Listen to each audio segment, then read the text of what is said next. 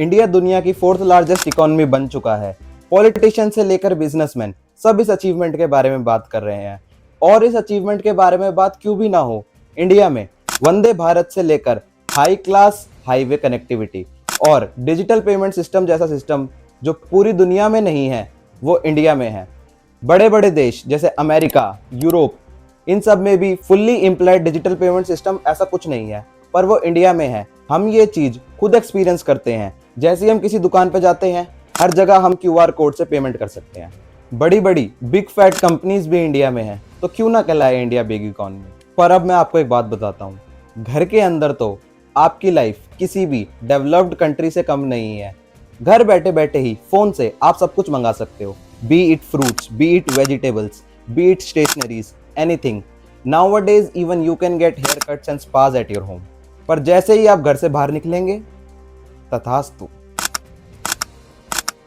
घर से बाहर निकलते ही आपको मिलेंगे रोडों पे स्विमिंग पूल, जहाँ पे गाड़ियां बहुत अच्छे तरीके से स्विम कर रही है। रोड पे निकलते ही आपको मिलेंगे बड़े बड़े गड्ढे, जिसमें आपकी बाइक और गाड़ी गिर के आपकी मौत का कारण भी बन सकते हैं। फिर अगर आप गड्ढे से बच गए तो ट्रैफिक आपकी जान ले लेगा। चलो मान लिया आप ट्रैफिक से भी बच गए, फिर आता है एयर पोल्यूशन। और एयर पोल्यूशन का हाल तो कैसा है, आपको मेरे को सबको पता है। क्योंकि दिल्ली के पोल्यूशन में एक एवरेज दिल्ली का आदमी दिन में 25 सिगरेट जितना धुआं अपने अंदर भरता है। और ये मैं खुद नहीं कह रहा हूँ, ये कह रही है हिंदुस्तान टाइम्स की रिपोर्ट। जैसे कि आप इस आर्टिकल में देख सकते हैं, new study links air pollution to head and neck cancers.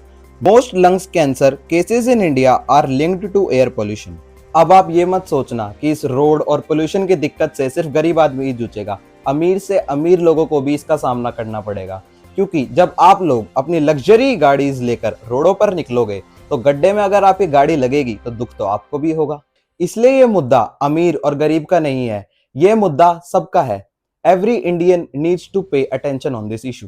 आओ मैं आपको अब इसका खेल अच्छे से समझाता हूँ। इंडिया को हम 3 टायर्स में डिवाइड कर सकते हैं, टीयर 1, टीयर 2 एंड टीयर 3। अब हम बात करते हैं टीयर 1 सिटीज के बारे में।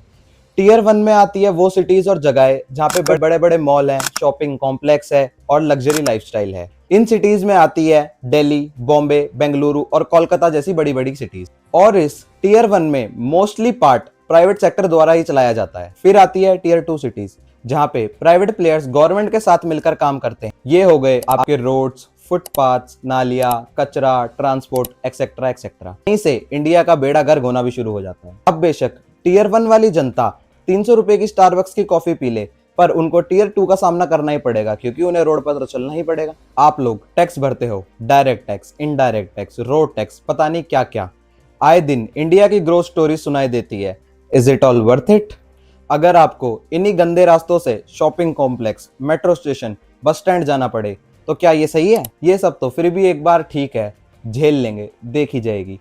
असली बेड़ा गर्क तो टीयर 3 इंडिया का है, जहाँ पे टोटली गवर्नमेंट काम करती है, टोटली गवर्नमेंट मोनोपोली है। कोई भी प्राइवेट सेक्टर या प्राइवेट कंपनी उसके अंदर नहीं घुस सकती। हर इंडियन डरता है कि भाई मेरा तो सामना ना ही हो इस टीयर 3 इंडिया से।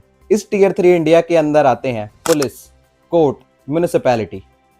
इन चीजों के पास ज्यादा कोई जाना नहीं चाहता, पर अनफॉर्चुनेटली जाना पड़ता है।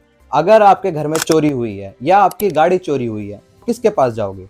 पुलिस के पास जाओगे। अगर आपके घर के आगे कोई गड्ढा हो गया है या फिर पानी भर गया है, तो आप किसके पास जाओगे? म्युनिसिपैलिटी के पास। या अगर किसी ने धोखाधड़ी कर दी या किसी ने आप पे केस कर दिया, तो आप किसके पास जाओगे?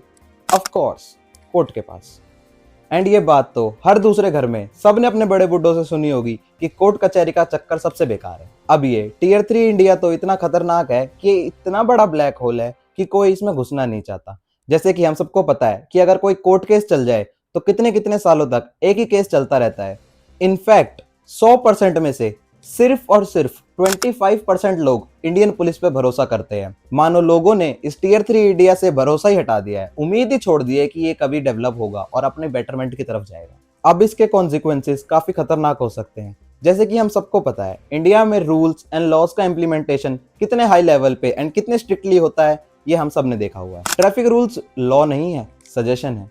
लाइन में लग के काम करवाना ड्यूटी नहीं है, फॉर्मेलिटी है। इसीलिए आज की तारीख में कोई नहीं डरता कि अगर आप किसी को बोलो कि तुम ये कर रहे हो, मैं पुलिस को बुला लूंगा, तो वो सामने से जवाब देता है, बुला लो, हम क्या डरते हैं। जितनी भी बड़ी बड़ी सिटीज है, दिल्ली, बॉम्बे, बेंगलुरु, कोलकाता, हर जगह फुटपाथ का एक जैसा ही हाल है। कहीं पे कूड़ा पड़ा है तो कहीं पे लोगों ने अपनी गाड़ियां, ऑटो पार्क कर रखे हैं। कहीं पे इलीगल इंक्रोचमेंट है तो कहीं पे लोग नशे करके पड़े हैं। इंडिया में फुटपाथ पर चलना मानो पाप सा हो गया है, इसलिए वो पेडिस्ट्रियंस चलते हैं फिर रोडों पे, which leads to road accident, जो हम आए दिन देखते हैं। अब अगर हम ट्रांसपोर्ट की बात कर ही रहे हैं तो क्यों ना बात आए मुंबई लोकल ट्रेन की। आए दिन हम कोई ना कोई सोशल मीडिया पे नई वीडियो दिखाई देती है।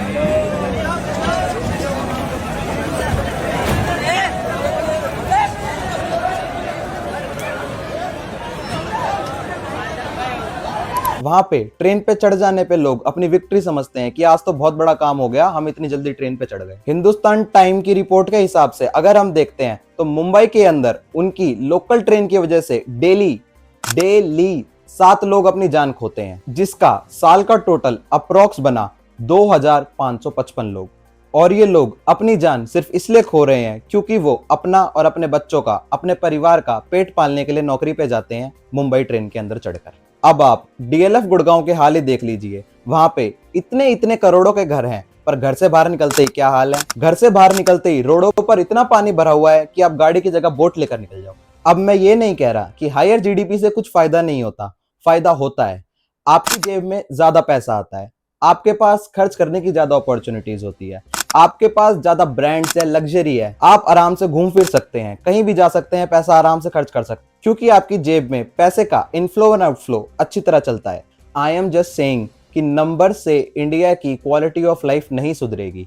इंडिया 4th लार्जेस्ट इकोनॉमी बन चुका है, पर आज की तारीख में भी इंडिया की पर कैपिटा इनकम सिर्फ और सिर्फ $2500 अप्रोक्स है, जो कि मॉरिशियस और गैबोन जैसे अफ्रीकन कंट्रीज से भी कम है। एंड इसका सबसे बड़ा रीजन है पॉपुलेशन, जिसकी वजह से इंडिया आज की तारीख में $4 ट्रिलियन की इकोनॉमी बन चुका है। पर 4th लार्जेस्ट इकोनॉमी से ज्यादा हमें पर कैपिटा इनकम पे ध्यान देना चाहिए। पर कैपिटा इनकम से हमें यह पता चलेगा कि इंडिया का आम आदमी, कॉमन मैन कितना कमाता है, कितनी उसकी कैपेसिटी है कमाने की और खर्च करने की। एंड मैं आपको एक शॉकिंग चीज बताता हूँ, इस पर कैपिटा इनकम के बेसिस पर इंडिया 4th लार्जेस्ट इकोनॉमी नहीं है। अगर हम पर कैपिटा इनकम के हिसाब से इंडिया की रैंकिंग देखें तो वो 4th नहीं है, वो है 144th all over the world. Japan, जिसको हम पीछे छोड़कर 4th लार्जेस्ट इकोनॉमी बने हैं, क्या आपको पता है उनकी पर कैपिटा इनकम कितनी है? जापान में एवरेज आदमी की पर कैपिटा इनकम है $33,000, which is like 10 times more than the Indian per capita income. और पर कैपिटा इनकम का तो कुछ ऐसा हाल है कि अगर मैं इंडिया में से टॉप 5% लोगों को हटा दूं तो ये पर कैपिटा इनकम $2500 से निकलकर सिर्फ और सिर्फ $1100 बचेगी। और ये तो सब सहारन अफ्रीकन कंट्रीज से भी खराब है। अगर अब हम देखें तो इंडिया के टॉप 1% लोगों के पास कंट्री की 40% वेल्थ है और बॉटम 50% के पास बची है सिर्फ और सिर्फ 3% वेल्थ ऑफ दिस कंट्री। अब ये बात सच है कि इंडिया ने पिछले 10 सालों में बहुत ग्रो किया है, बहुत से एलाइज हुए हैं, बहुत सी अपॉर्चुनिटीज आई है और बहुत ही इकोनॉमिक ग्रोथ भी हुई है। पर इंडिया के पासपोर्ट का क्या, इंडिया के हंगर इंडेक्स का क्या, इंडिया के पर कैपिटा इनकम का क्या, इंडिया के परचेस पावर पैरिटी का क्या, इंडिया की क्वालिटी ऑफ लाइफ का क्या? हमें इकोनॉमी के साथ इन सब चीजों पे भी गवर्नमेंट का ध्यान करवाना ही होगा, वरना इंडिया की इकोनॉमी तो ग्रो करेगी लेकिन आप और मैं, हम जैसे आम लोग नहीं। जय हिंद।